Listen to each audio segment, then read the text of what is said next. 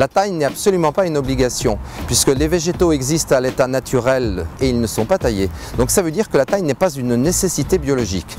Alors il faut un peu relativiser, puisqu'il y a les plantes qui existent justement à l'état sauvage, et puis il y a tout un tas de plantes qui sont dites horticoles, qui ont été sélectionnées par l'homme. Et parmi ces plantes horticoles, il y en a un certain nombre qui vont se fatiguer à se faire belles pour nous, et donc il va falloir les tailler pour les redynamiser un peu. Raisonner la taille, ça va avoir pour avantage premier de gagner du temps. Ça va avoir pour intérêt de garder un port naturel à la plante, on va respecter la plante. Un des avantages essentiels également, c'est qu'il va y avoir moins de rémanence, qu'on appelle habituellement les déchets. Et puis, il va y avoir un plus grand respect de la biodiversité, des plantes qui vont peut-être être un petit peu plus touffues, qui vont permettre aux insectes de se cacher. Et puis des petites brindilles aussi, brindilles sèches qu'on conseille généralement de supprimer et qui vont être très intéressantes pour que les oiseaux puissent faire leur nid tout simplement.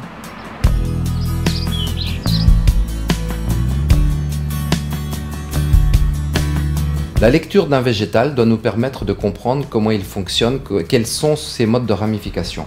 On peut avoir par exemple une plante qui va faire des pousses telles que celle-ci la première année et qui la seconde année va se ramifier en faisant des pousses depuis l'extrémité.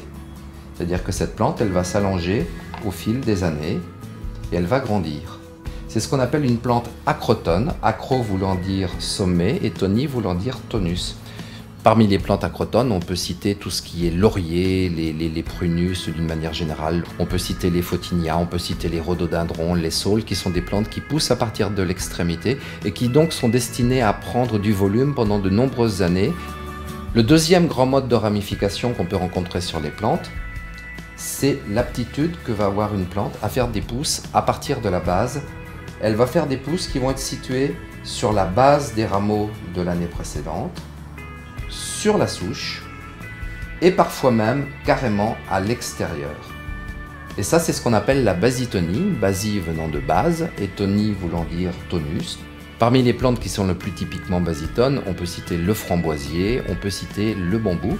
Et dans les plantes qui sont utilisées en ornement, on a par exemple les forsythias, on a toutes les spiraea, on a les végélas, les deutzia, les petits philadelphus. Et ce sont des plantes qui ont la particularité de ne pas prendre de volume au fil des années et qui sont très intéressantes en utilisation dans les petits jardins et qui justement ne vont pratiquement pas générer de déchets.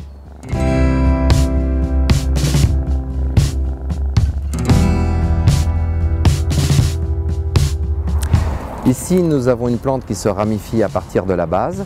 Donc la taille va consister tout simplement à supprimer des vieux bois pour régénérer la plante. C'est-à-dire que je vais couper un rameau qui est situé sur la souche. Et la plante, elle est taillée. Là, on a une plante qui pousse à partir du sommet.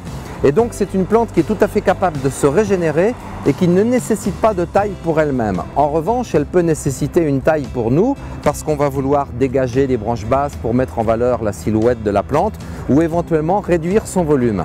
Si on veut mettre la silhouette en évidence, on pourra couper des rameaux et dans ces cas-là, on va couper un rameau ici directement sur une branche maîtresse. Ou alors si on veut réduire le volume, il faut respecter la plante et on ne peut théoriquement tailler qu'au niveau d'une fourche, préserver ce rameau-là par exemple et supprimer ça.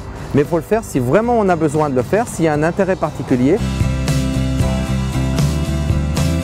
En plus du mode de ramification des plantes, il y a un autre point qui est extrêmement important dont il faut tenir compte pour tailler, c'est le mode de floraison.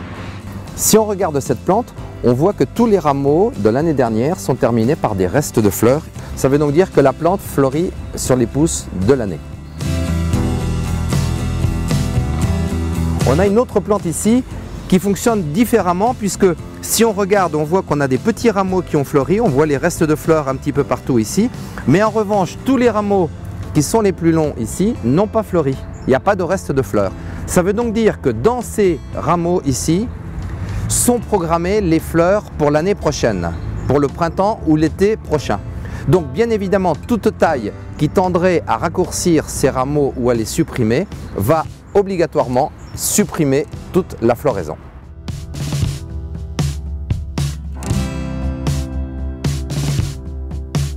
La taille au taille-haie est une taille qui est totalement contre nature, qui ne respecte pas le végétal.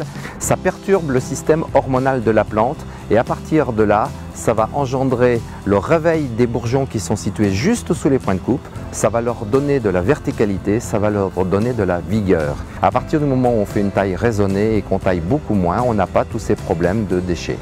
Et si on s'aperçoit que nos plantes ne sont pas situées à la bonne place, la meilleure solution, c'est de les arracher, de choisir des plantes qui sont adaptées pour les remplacer.